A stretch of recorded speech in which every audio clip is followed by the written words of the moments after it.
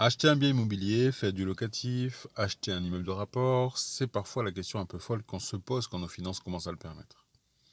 Je m'appelle Stéphane Méco, je ne suis pas un professionnel de l'immobilier, je ne suis pas un financier, je ne suis pas non plus issu d'une famille bourgeoise, et pourtant j'y suis parvenu, alors pourquoi pas vous?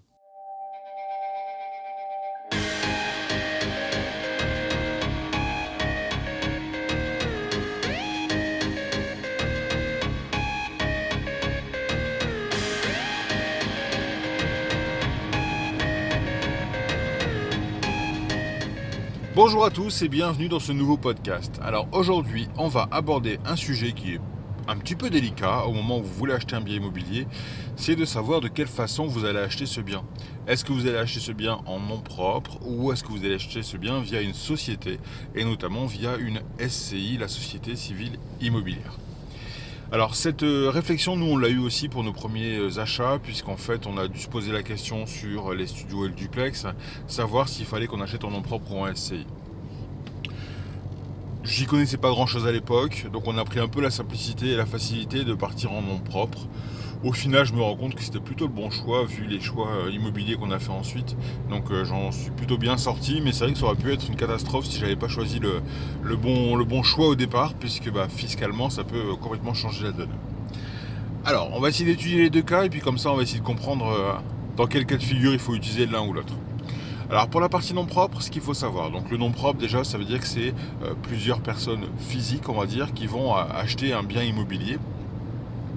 Et donc du coup la particularité du nom propre c'est que finalement tous les revenus locatifs de ces biens immobiliers vont être soumis à l'impôt particulier. Donc c'est-à-dire qu'à l'impôt, la 2042, la fiche d'imposition que vous remplissez à chaque fois tous les ans au mois de mai, donc ça va être soumis directement à cet impôt-là, l'impôt sur les revenus. Donc ça c'est une première chose. Alors sachant quand même qu'il y a deux particularités au niveau de l'achat en nom propre, puisqu'on peut faire le choix soit du micro-foncier ou soit de l'imposition au réel. Alors la différence des deux c'est quoi? Donc l'impôt foncier, le micro-foncier pardon, l'intérêt qu'on a c'est qu'on a un abattement. Un abattement de 30% des revenus. Donc autrement dit vous allez déclarer l'intégralité des loyers que vous percevez. Alors quand on parle des loyers c'est les loyers hors charge. Donc c'est vraiment les loyers purs. Et à ça, on va abattre de 30%. 30% qui est censé en fait représenter tous les frais divers d'entretien, de copropriété, etc. que vous pouvez avoir et donc qui vous permet normalement de rentrer à peu près dans vos chiffres. Donc on a cet abattement de 30% pour le micro-foncier, donc ça peut être relativement intéressant, notamment si vous êtes sur des biens où il n'y a pas spécialement de travaux. Et donc du coup, vous bénéficiez des 30% parce que vous n'avez pas de travaux à déduire, donc c'est plutôt intéressant. Alors attention tout de même à ce micro-foncier, il est limité à 15 000 euros. Donc c'est-à-dire que vous ne pouvez pas, dès que vous allez dépasser finalement 15 000 euros de loyer perçu en globalité, non pas sur un logement mais bien en globalité, à ce moment-là vous ne pouvez plus être en micro-foncier, vous êtes obligé de basculer en réel. Donc le réel en opposition, c'est quoi? Le réel simplement, donc on va prendre de la même façon les loyers nus de vos locations, on va les déclarer, et à ça on va revenir retirer toutes les charges qui sont dites déductibles. Alors des exemples de charges déductibles, on va avoir les frais de copropriété, alors, les assurances de crédit, les assurances du logement, on peut avoir aussi les intérêts d'emprunt qu'on va pouvoir défalquer, on va pouvoir défalquer aussi tous les frais annexes, par exemple si vous passez par une agence immobilière pour faire louer votre bien, tous les honoraires vous allez pouvoir les déduire. Et on va pouvoir aussi déduire tout ce qui va être travaux. Alors mais attention, pas n'importe lesquels. On va pouvoir déduire les travaux d'amélioration de l'habitat ou d'entretien de l'habitat. Donc ça veut dire que si vous changez un radiateur, si vous changez un chauffe-eau, etc., ça il n'y a pas de souci, vous pouvez déduire. Si par contre vous allez faire des travaux plus importants comme de la division de biens, comme créer un espace supplémentaire de vie, comme construire une annexe, tout ça c'est des choses qu'on ne peut pas déduire quand on est en achat en nom propre avec une imposition au réel. Donc faites bien attention à ça, vous ne pouvez pas tout déduire quand vous êtes au réel, vous avez certains éléments que, alors vous pouvez quand même en déduire pas mal, mais tout ce qui va être travaux d'agrandissement ou qui touche sur de grosses œuvres par exemple et qui change la structure du bâtiment, vous ne pourrez pas les déduire de votre imposition au réel. Donc ça c'est le premier choix, c'est de se dire qu'on achète en nom propre. À l'opposé, on va pouvoir acheter en société et notamment à travers une SCI. Alors SCI c'est quoi? C'est la Société Civile Immobilière. Et la société civile immobilière aura deux modes d'imposition possibles. Donc là encore, un choix à faire. On peut avoir ce qu'on appelle les SCI transparentes et les SCI à l'IS, à l'impôt sur les sociétés. Alors, la SCI transparente, qu'est-ce que c'est? Alors déjà, on va parler génériquement, on va dire, des deux SCI, puis après on verra le mode d'imposition. Donc en fait, une SCI, c'est quoi? Une SCI, c'est une association au minimum de deux personnes physiques ou morales, qui s'associent ensemble pour monter une société. La SCI, c'est une société civile immobilière. Alors que veut dire le mot civil? Et c'est ça qui est important, c'est qu'on ne peut pas faire de bénéfice commercial sur cette société. Elle n'est pas faite finalement pour vendre des produits, pour vendre, voilà. Elle est faite uniquement pour détenir du bien immobilier et de pouvoir générer la gestion finalement de ce bien immobilier. Donc oui, vous allez percevoir des loyers, mais c'est pas considéré comme du revenu commercial. À l'inverse, si vous aviez du meublé, ça pourrait être considéré comme du revenu commercial. Donc c'est là-dessus qu'il faut faire très attention au niveau de la SCI pour pas perdre le caractère civil de la société. Auquel cas, forcément, on serait plus dans le bon régime et auquel cas, on pourrait acheter par contre via une SARL par exemple qui là permettrait de faire du commercial. Donc c'est vraiment un choix à faire, mais la société civile immobilière, donc la SCI, c'est vraiment un caractère civil, donc ça veut dire qu'il ne doit pas y avoir de bénéfice commercial ou à majorité commerciale dans la structure. Donc ça c'est pour la partie théorique on va dire de la SCI. Alors la SCI comment elle se compose?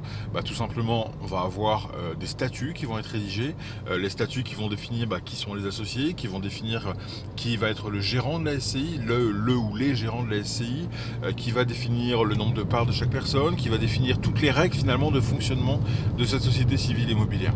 Donc c'est quelque chose d'assez complet quand on crée une SCI, donc n'hésitez pas à faire appel à un professionnel, un juriste en droit des sociétés ou un expert comptable ou un notaire.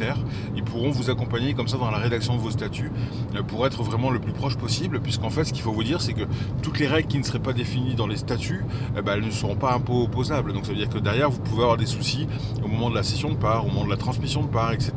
Si ça n'a pas été défini dans vos statuts, ça peut être compliqué par derrière. Donc surtout faites-vous accompagner par un professionnel pour la rédaction de statuts de SCI. Donc une fois que les statuts ont été créés, donc on va les déposer au greffe du tribunal de commerce et donc on va avoir un SIRET qui va être attribué à notre SCI pour qu'elle soit immatriculée. Ça c'est sur la partie création pure on va dire. Je n'entrerai pas dans le détail parce que comme je le précise en intro, je ne suis pas un professionnel de ce domaine-là, donc n'hésitez pas à vous faire accompagner par des personnes qui savent faire. Oui, ça vous coûtera un peu d'argent, mais ça vous évitera tellement d'emmerdes derrière qu'il vaut mieux passer par un professionnel. La SCI, dans la pratique, donc comme je vous le disais, il y a deux possibilités d'imposition, soit être imposé de façon transparente, ou soit être imposé à l'impôt sur les sociétés. Alors une SCI transparente, c'est quoi? Une SCI transparente, c'est simplement le fait de dire qu'on achète un bien via la SCI, SCI qui est composée, comme on l'a vu juste avant, de X associés, qui détiennent X parts de la société. Au moment de l'imposition, donc on va regarder à la fin de l'année de l'exercice comptable, on va regarder quel est le bénéfice ou le déficit de la SCI. S'il y a du bénéfice sur la SCI, c'est ce montant de bénéfice qui va être soumis à l'impôt. Et donc pour le soumettre à l'impôt, simplement ce montant de bénéfice, on va le diviser en fonction des nombres de parts de chaque associé. Et chaque associé va devoir déclarer sa part finalement de l'impôt sur sa déclaration de revenus sur la 2042. Ça, c'est ce qu'on appelle une SCI transparente, puisqu'en fait, la SCI n'est pas connue fiscalement, puisque c'est directement les associés qui vont régler l'impôt via leur avis d'imposition personnel. À l'opposition, on peut avoir une SCI à l'IS, donc à l'impôt sur les sociétés. Et donc cette fois-ci, l'entreprise va être connue des services fiscaux, puisque derrière, ça veut dire qu'on va devoir payer de l'impôt sur les sociétés. Alors, quel est l'avantage et l'inconvénient des deux? Donc simplement, une SCI à l'IS, quand vous allez avoir un bénéfice qui va se dégager à la fin de l'exercice comptable, donc vous allez déclarer ce bénéfice et payer de l'impôt. Si ce bénéfice ne dépasse pas 38 120 €, à ce moment-là, vous allez être imposé à hauteur de 15%. C'est l'impôt sur les sociétés à 15% que vous allez arriver. Alors 38 120, ça nous laisse quand même un petit peu de marge en bénéfice pour la SCI. Donc ce qui fait que du coup, voilà, on va payer de l'impôt à hauteur de 15%. Alors déjà le 15%, ça peut être intéressant, puisque finalement, si on se reporte par rapport à une fiche d'imposition classique, on va dire un ménage classique qui a des revenus assez corrects, il va être facilement imposé à 30%, donc une tranche marginale d'imposition à 30%. Une fois qu'il a cette tranche marginale d'imposition à 30%, on va devoir rajouter à ça un taux qui correspond aux prélèvements sociaux. Et donc ce qui fait que du coup, on va flirter entre 45 et 50% d'imposition. Ce qui veut dire que c'est quand même relativement important par rapport à des loyers qu'on va déclarer sur notre avis d'imposition propre. D'accord ? A l'inverse, la SCI, l'impôt sur les sociétés, tant qu'on est en dessous des 38-120, alors on se retrouve avec un taux d'imposition à 15%. Donc du coup, c'est vachement intéressant de passer par une imposition à la SCI.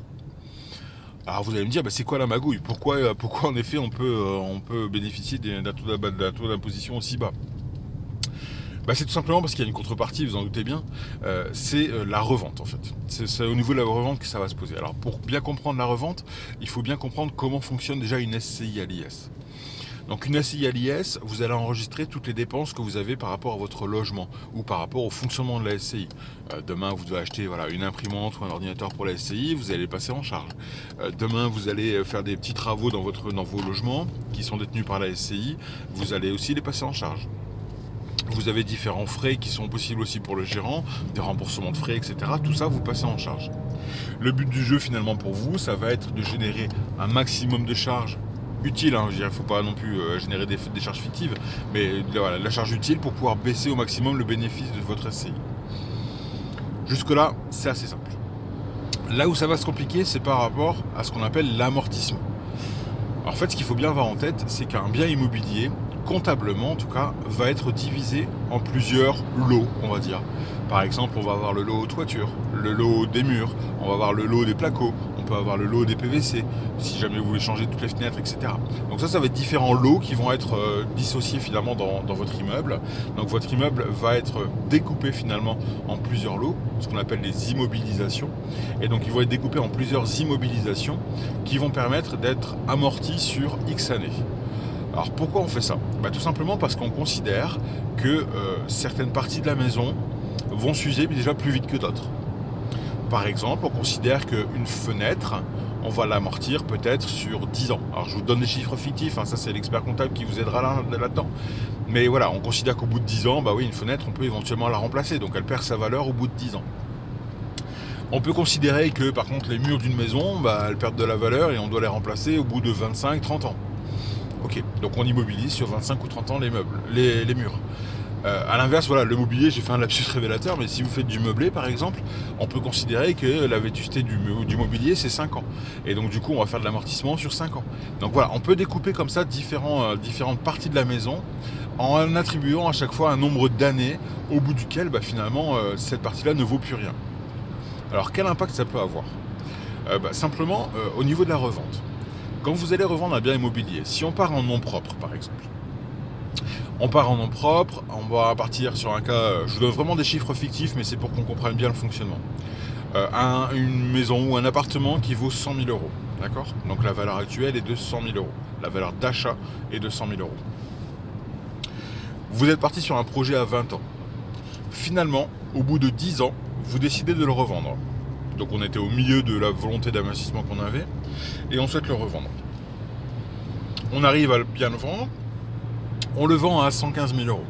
Donc on a fait une marge de 15 000 euros par rapport entre le prix de vente et le prix d'achat et le prix de vente.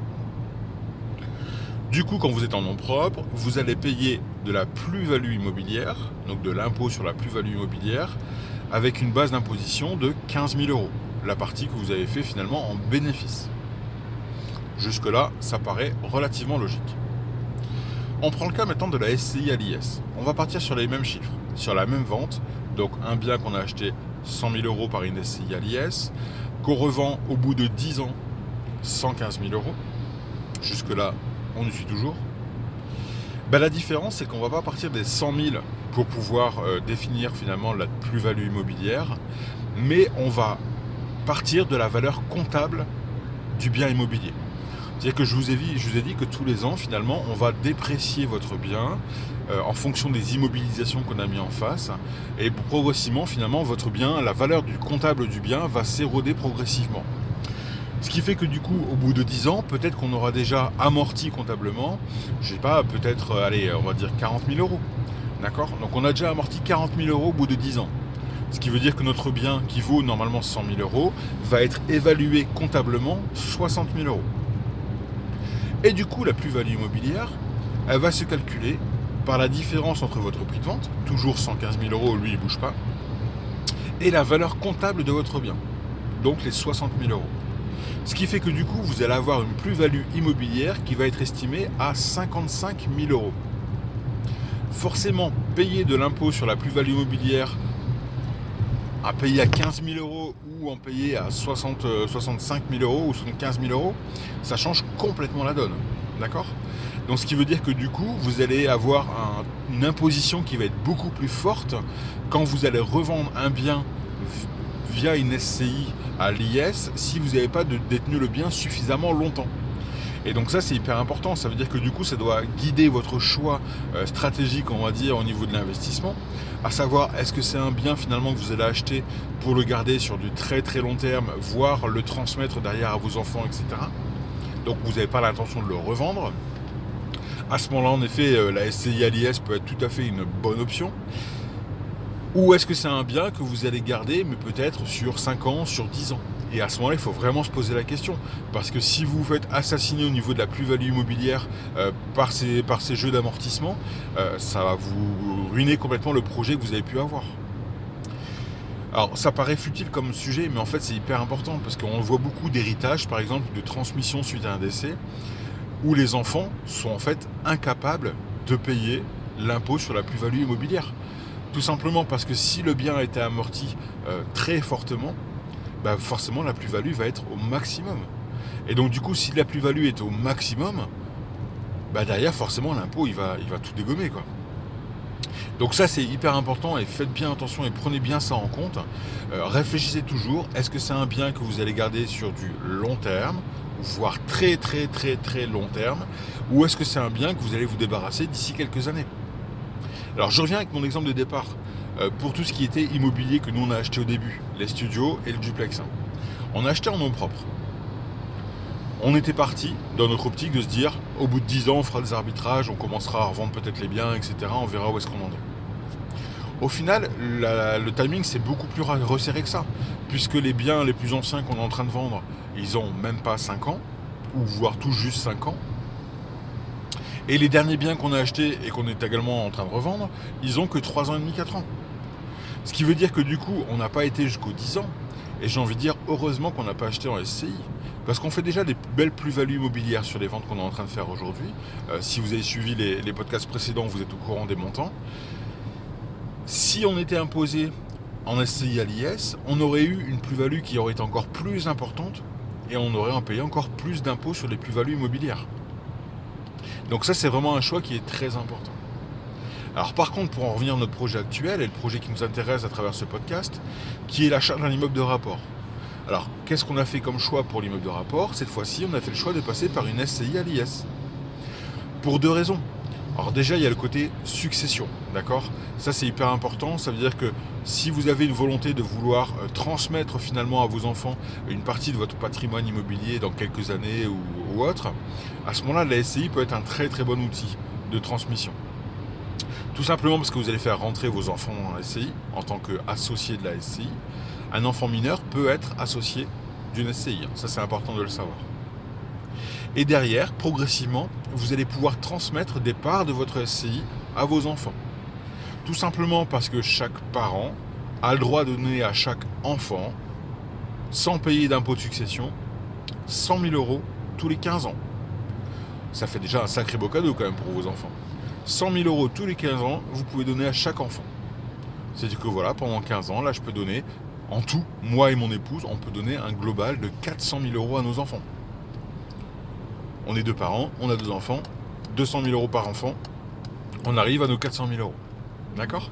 Donc ça c'est hyper important, parce que ça veut dire que derrière, on pourrait vraiment transmettre finalement, sans payer d'impôt de succession, à nos enfants de façon facile. Ok ? Dans ce raisonnement-là, plus vous allez commencer jeune l'investissement immobilier, et plus vous aurez cette faculté à utiliser ces 100 000 euros tous les 15 ans. Bah forcément, quelqu'un qui commence à 60 ans à faire de l'immobilier, il va peut-être pouvoir transmettre qu'une seule fois, par une seule tranche de 15 ans finalement, les 100 000 euros. Si quelqu'un qui commence à 25 ans l'immobilier, bah peut-être que lui, il pourra faire 3 voire 4 fois le versement de 100 000 euros tous les 15 ans.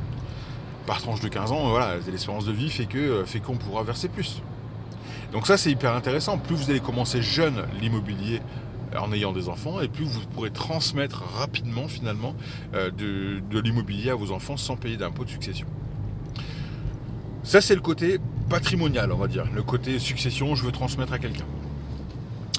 Le deuxième côté, c'est plus fiscal pour le coup. Ça concerne les travaux. Donc nous aujourd'hui, donc on l'a dit, on a étalé un budget qui est à peu près de 60 000 euros de travaux pour pouvoir diviser le bien immobilier en 4 logements. Ces 60 000 euros, on va devoir les amortir. C'est-à-dire que du coup, via une SCI à l'IS, on va pouvoir les amortir. C'est-à-dire qu'on va considérer, comme je l'ai dit tout à l'heure, que les travaux qui sont liés, par exemple, je sais pas, si on avait une toiture à refaire, là c'est pas le cas, mais si on avait une toiture à refaire, ça serait peut-être sur 15 ans. Si on avait des murs porteurs à refaire, ça serait peut-être sur 25 ans. Et donc on va amortir comme ça les travaux en fonction de ce qu'ils représentent. Et donc du coup, on va pouvoir diminuer et générer un déficit fictif, on va dire, qui est la dévaluation finalement de notre bien immobilier. Ce qui fait que ça a baissé finalement le bénéfice qu'on peut avoir à la fin de l'année sur la SCI. Ça, on n'aurait pas pu le faire si on était en nom propre. Puisque tout à l'heure, je vous ai dit que les travaux qui changeaient la structure du bâtiment, ou qui changeaient la désignation du bâtiment, ou qui changeaient, je sais pas, la division, si vous faites une division de biens du bâtiment, ça, c'est des choses qu'on ne peut pas défalquer quand on est en achat en nom propre, avec une imposition qui est du coup l'imposition du particulier. Donc finalement, c'est ces deux choix qui nous ont guidés vers le choix de la SCI. C'est de se dire déjà que nous, on achetait un bien pour le garder dans le temps. Ça, c'est hyper important. C'est-à-dire qu'on n'imagine pas aujourd'hui cet immeuble le revendre pour le moment. Donc ça veut dire que du coup, on imagine qu'à 20-25 ans, on l'aura encore, ce logement, ce bâtiment. Derrière, on veut pouvoir le transmettre éventuellement à nos enfants. D'accord ? Donc c'est un deuxième critère qui est important à prendre en compte. Et en plus, il nécessite de gros travaux de division. Et donc là, ça achève finalement le débat en se disant que la SCI à l'IS est la seule solution qui était pour nous viable. Alors on aurait pu passer par d'autres sociétés, mais si on veut rester vraiment sur la société civile, immobilière, c'est la seule solution viable pour notre projet immobilier. Voilà, donc vous voyez un petit peu le raisonnement et le cheminement qu'il faut avoir systématiquement à chaque nouveau investissement immobilier. Se poser la question, est-ce que c'est plus intéressant en nom propre? Est-ce que c'est plus intéressant en SCI? Est-ce que c'est plus intéressant en SCI à l'IS ou en SCI transparente? Alors par exemple, vous voyez, la SCI transparente, elle pourrait avoir pour seule vertu finalement de permettre la transmission, par exemple. Ça, c'est une SCI transparente. C'est pour ça qu'on voit beaucoup des SCI transparentes en famille. Ce qu'on appelle les SCI familiales, en fait, c'est une SCI transparente, simplement. Ça veut dire que du coup, vous allez pouvoir transmettre des parts de vos immeubles à vos enfants, mais vous ne faites pas ça parce que vous n'avez pas de travaux spécifiques à faire, vous ne faites pas ça pour fiscalement harmoniser le truc. Donc voilà, c'est tout. Donc ça peut être un outil de succession comme ça, assez facile et assez efficace. Donc voilà, donc vous avez différents schémas, donc on les reprend, en fait finalement il y a 4 options pour vous quand vous achetez un bien immobilier. Soit vous allez être en nom propre en micro-foncier, donc ça la règle c'est moins de 15 000 euros de loyer et vous allez avoir un abattement de 30%. Soit vous allez être en nom propre en réel et à ce moment-là vous allez avoir les loyers moins tous les travaux que vous allez pouvoir faire et les différents frais que vous avez, sauf les travaux qui auraient pour origine de modifier la structure du bâtiment ou l'augmentation de volume ou la division de biens, etc. Et après, derrière, vous avez 2 options pour la SCI. SCI transparente, donc c'est-à-dire que l'imposition se fait directement par les associés directement sur leur feuille d'imposition, ou une SCI à l'IS, et à ce moment-là, on est un impôt sur les sociétés, et dans ce cas-là, on peut avoir un taux d'imposition qui sera de 15% tant qu'on ne dépasse pas les 38 120 euros. Voilà, je pense que j'ai fait à peu près le tour des chiffres que je voulais vous proposer aujourd'hui. N'hésitez pas, comme d'habitude, à liker, à partager ce podcast. Si vous avez des questions, vous pouvez également me solliciter par email. L'adresse mail, c'est asbv.invest@gmail.com. Samedi prochain, nous allons avoir la petite vidéo que je vous avais promis, là, en montage, concernant la visite de notre immeuble de rapport, puisque oui, ça y est, on a eu les clés. Donc du coup, on a déjà même commencé les travaux, pour être tout à fait honnête, au moment où j'enregistre le podcast. Donc du coup, on a déjà commencé à casser tout, donc c'est plutôt sympa. De notre côté, donc on pourra avoir une vidéo comme ça de la visite virtuelle finalement de cet immeuble et de voir un petit peu, que je vous explique un petit peu le projet que moi j'en ai. Derrière, après, n'hésitez pas, s'il y a d'autres sujets que vous souhaitez aborder, etc. N'hésitez surtout pas à me solliciter. Si je peux aborder certains sujets, ce sera avec un grand plaisir. D'ici là, moi je vous souhaite une bonne journée et je vous dis à ciao ciao.